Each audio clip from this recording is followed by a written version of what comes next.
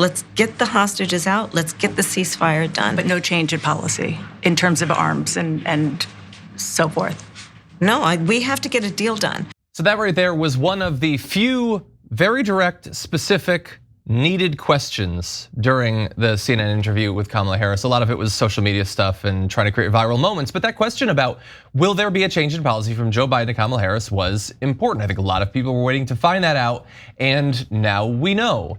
And that, by the way, was the second attempt from Dana Bash to get Kamala Harris to explain what her policy will be, what she thinks about this topic, what's happening in Gaza. And so why don't we go to the first answer? Would you do anything differently? For example, would you withhold some US weapons shipments to Israel? That's what a lot of people on the progressive left want you to do. Let me be very clear. I'm unequivocal and unwavering in my commitment to Israel's defense and its ability to defend itself. And that's not going to change. But let's take a step back. October 7,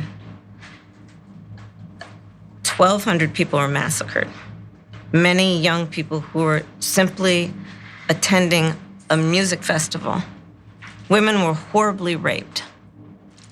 As I said then, I say today, Israel has a right to defend itself. We would. And how it does so matters. Far too many innocent Palestinians have been killed.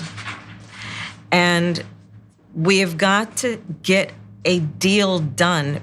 So I think that's pretty clear. It's fairly consistent with the convention address that Kamala Harris gave. And I think for a lot of people that wanted to see literally any movement or evolution on this policy, I think they're going to be very disappointed by what they heard right there. Now, she goes on in further comments to say that she supports a two-state solution. But before we throw to our commentary, I will just say that it becomes very meaningless to say too many people have died. That's supposed to mean something. It's supposed to imply that no more should.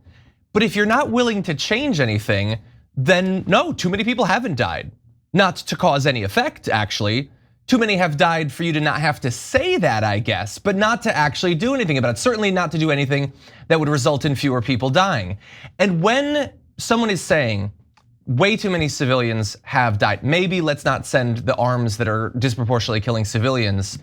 And then you say, let me be clear, I stand for Israel's ability to defend itself. Those two topics have literally nothing to do with them. I know that we are participating in this sort of cultural delusion that those are closely tied together. Nothing about this involves defense. There's no defense. Maybe the immediate response to the horrific acts in October were a defense.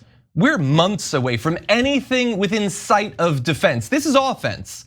This is criminal offense. And look, if she wanted to be clear that maybe on some level for humanitarian reasons, I think that we should probably not do this, but it's just too difficult politically, I'd be criticized, I can't afford it, then you could be clear about that.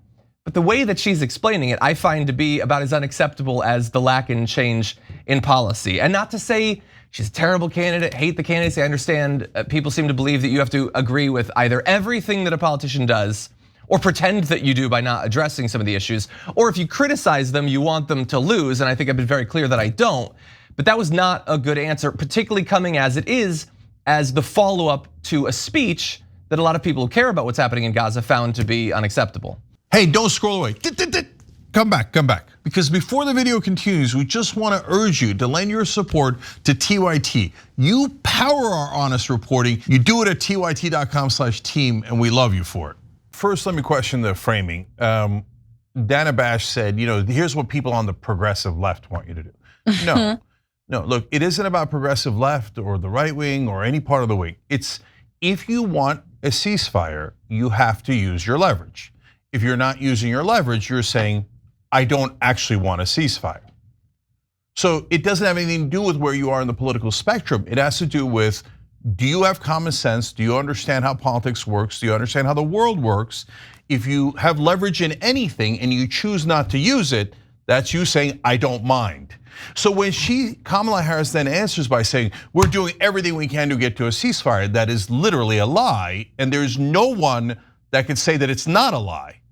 Because if you're not using the leverage that would make all the difference in the world and all the leverage that we have, and you're not using any of it. The leverage, we just gave them $26 billion and didn't ask for anything in return. We could have asked for a ceasefire in return. That would have been a very, very, very reasonable ask. By the way, we could have asked for a two-state solution in return. But of course, we'll never ask for any of those things because Kamala Harris, Joe Biden, Donald Trump, and almost everyone involved in American politics is 100% lying about this. It's not look, the only other possible explanation is they just don't know anything about the world. They're totally cool. They're like, leverage? What? You mean if I give somebody $26 billion, I might be able to get something back? I don't understand that concept. Well, then obviously you shouldn't be president because you're a blithering idiot if you believe that. And both of the major party candidates are pretending that they don't understand that concept. No, they understand it and they're lying to you on purpose. I want to get more into this, but Francesca, what do you want to say? Yeah, no, I just want to double down on that. I mean, I do think the framing is also bogus because according to a CBS poll in June, 63% of all Americans believe that we should temper military aid to Israel. And it goes up to 77% of Democrats. So miss me with this progressive left as if we're extremists over here, because we're not. It's the majority of independents and it's the majority of Democrats, right? So like, I don't even know what we're talking about anymore. But the question then, the follow-up is, isn't tempering aid, isn't withholding a certain amount of military aid part and parcel of achieving a ceasefire? Exactly what Cenk is explaining. This is part of being a commander in chief. Now, my real question when I saw this whole answer, I appreciated her saying how they do so matters. I think there's wiggle room there. This is where we fight, those of us who believe in human rights for Palestinians. But my question more broadly is, what role is Kamala Harris actually playing in this? We know that Joe Biden is an unmitigated pro-Israel Zionist, if you will. Whatever they do, no matter whether it's bombing hospitals, children, zip tying doctors and summarily assassinating them and then burying them in a mass grave, hunky-dory, all good, that's part of defense, right? We know that's Joe Biden. So here's my very generous take on Kamala Harris. She's not in the room. She's not in these decision-making situations. It's Blinken, it's Austin, it's Biden. But my question is, if you're not in the room, if this is not up to you, what is in it for you right now to not show a little bit of daylight between you and Joe Biden? Or are you truly just governed at this point by a lot of fear from the Israeli lobby? I think that's where I want to go with why are we doing this? Guys, look, this is not a question. It's so frustrating to have nonsense debates in politics. The donors control everything, everything.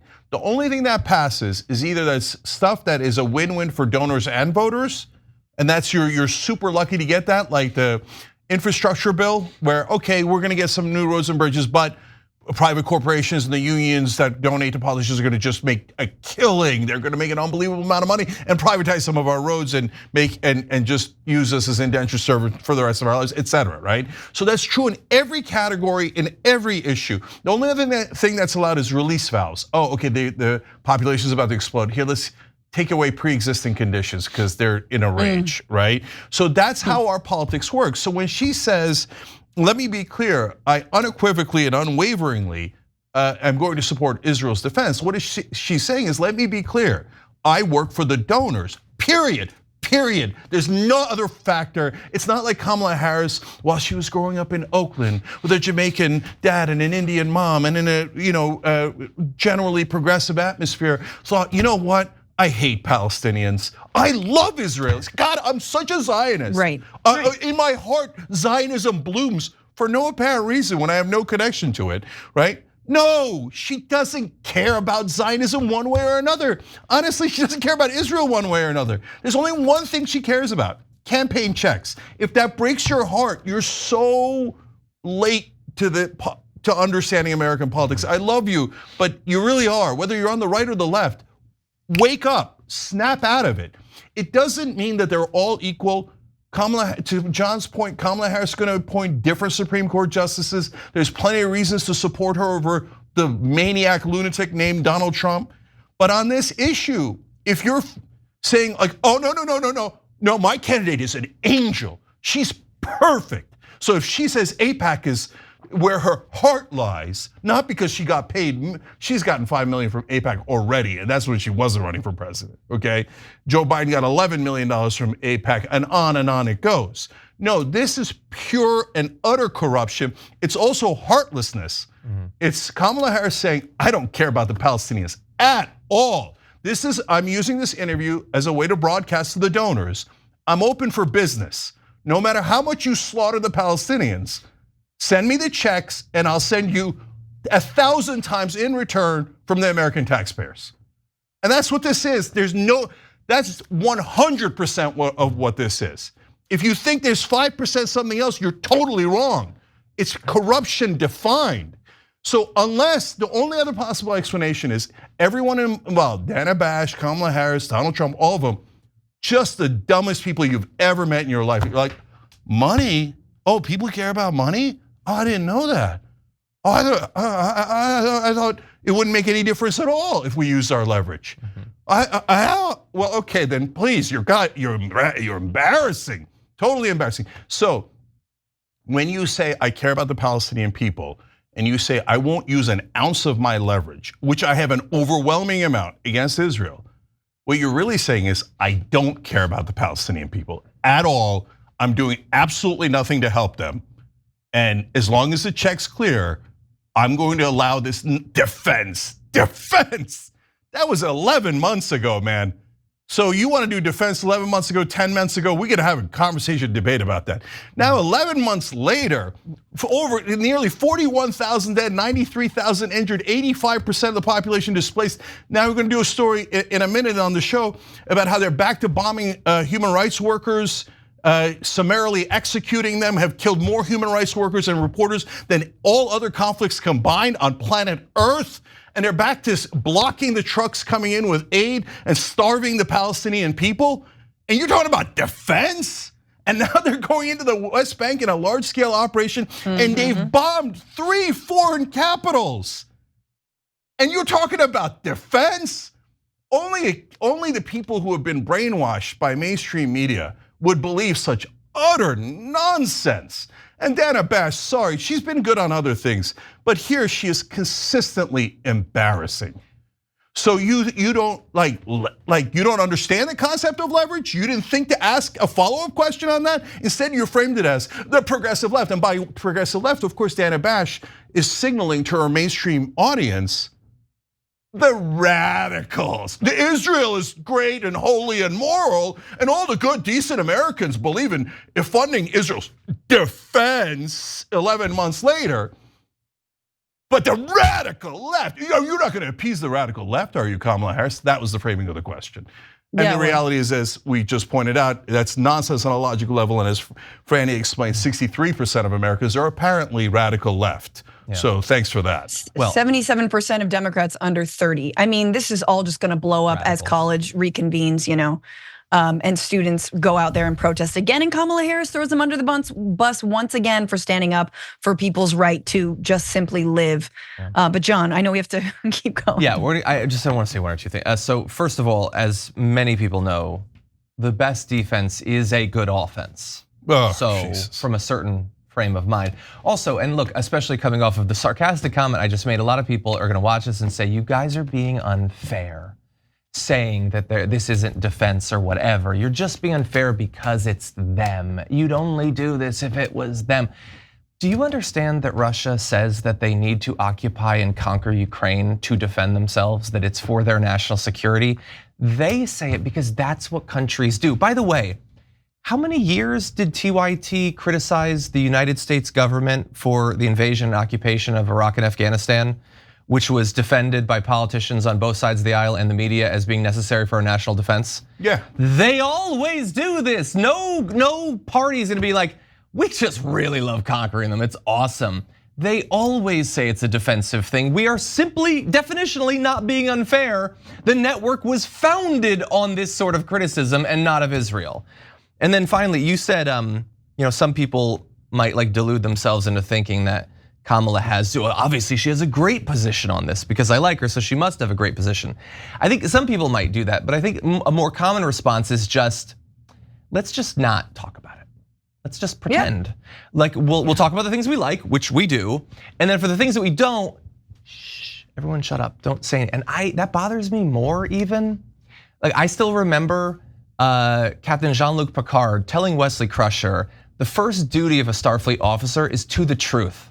Because if you don't have that, then what do you have? How can you think of yourself as being superior in literally any other way to your enemies if it's founded on lies? Now, look, you can go too far in the other direction. We could do 2 hours on this every day and just hammer and try to get her not elected. Like that might be unfair. But in the same way that we give her credit when she does something or takes a position that we like, why are we just gonna pretend that she's not doing things we don't? Now, I understand there is an answer to that, by the way. It's because your commentary will be more pure and people will like it more. There are networks you can watch that will literally only say positive things about Trump or about Harris or whatever. We choose to dwell in this unappreciated realm where we both criticize and laud. I just really quickly want to say that I do think, Cenk, you're absolutely right about the amount of money, and it is there. But I also think that the ideological commitment that Joe Biden has to Israel is not necessarily there with Kamala Harris, although it can be bought, and you've said that and stated the case very well. I just want to give everyone some hope in saying that we have to make it more politically toxic to throw down with the likes of AIPAC than to throw down with international law. And that is what organizers the world over, but particularly in this country, have been doing. The progressive Jews who are saying not in our name, the students, the Muslims, the Arabs, everybody, the uncommitted delegates. It is not a done deal. History has not yet been written on this. We are fighting for it every damn day. So many of you wrote in already, and I appreciate all of our members weighing in. And you guys are, all have good points to make, and you're on our side. But Mikey3343 wrote in a super chat. Let me be foolishly hopeful. Maybe Harris is saying this to avoid AIPAC trying to crush her candidacy. And once she wins, she can use her leverage. Mikey, I love your brother, but there's no chance of that. About a 0% chance. These folks never turn around after they win the election. It's a logical thing for you to hope for. Like, well, they don't need the money anymore. They're the president. And if they run for re-election, they're gonna have all the money in the world because of free media, because they're the president. They have the bully pulpit. They could choose to. They never do it. Instead, they're like, oh, what about our party? And the House members need bribes, and the senators need bribes. And what if AIPAC spends a whole $100 million on Republicans? No. We bow. So after hearing that answer, she will definitely, unless there's some massive sea change in American politics, she will not move 1 inch. In fact, as another member wrote in, like this just means whatever Israel asks for the next 4 years, Kamala Harris has a blank check ready to send them, period. She will not question a dollar of what they ask for. Thanks for watching The Young Turks, we really appreciate it. Another way to show support is through YouTube memberships. You'll get to interact with us more. There's live chat emojis, badges. You've got emojis of me, Anna, John, JR. So those are super fun. But you also get playback of our exclusive member-only shows and specials right after they air. So all of that, all you gotta do is click that join button right underneath the video. Thank you.